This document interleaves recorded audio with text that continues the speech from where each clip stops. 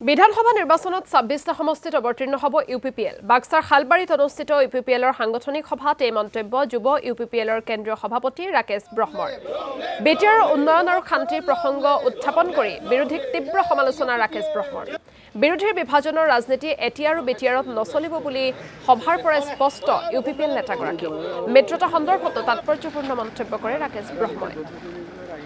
2026 15টা seat PTC সিগমেন্টত এই 15টাৰ ভিতৰত 12টা seat আমি কেনেকৈ দখল কৰিব পাৰোঁ আৰু আমাৰ যুৱ শাখাই এই নিৰ্বাচনত কি ধৰণেৰে অংশগ্ৰহণ কৰিব আৰু নতুন উদ্যমেৰে যেহেতু সভাপতিকে লৈ সম্পাদক সকলো আমি নতুন আপোনালোকে কেমেৰাটো ঘূৰাইছে চব চেংৰা ইয়াতে একেবাৰে ইয়ং তো আমাৰ চিন্তাধাৰাও খুব ইয়ং এইবাৰ আৰু সেইটোকে আমি যোৱা বিগত ভাৰত স্বাধীন হোৱাৰ পৰাই ডাঙৰ ডাঙৰ পাৰ্টিসকলে যি ধৰণেৰে নতুন নতুন কৌশল ৰাজনীতিক নিৰ্বাচন হ'লে প্ৰয়োগ কৰে আমিও BTC অঞ্চলত এইবাৰ BTCবাসীক উদ্দেশ্য কৰি কি নতুনত্ব আনিব পাৰোঁ আৰু BTCবাসী মনৰ জয় কেনেকৈ কৰিব পাৰোঁ আমি হিয়াৰে ডাঙৰ এটা পৰিকল্পনা আমি কৰিছোঁ আৰু আপোনালোকক মিডিয়াৰ আজিয়ে আমি অৱগত কৰিব খুজিছোঁ যে এইটো সপ্তাহৰ ভিতৰত আমি ডাঙৰ এটা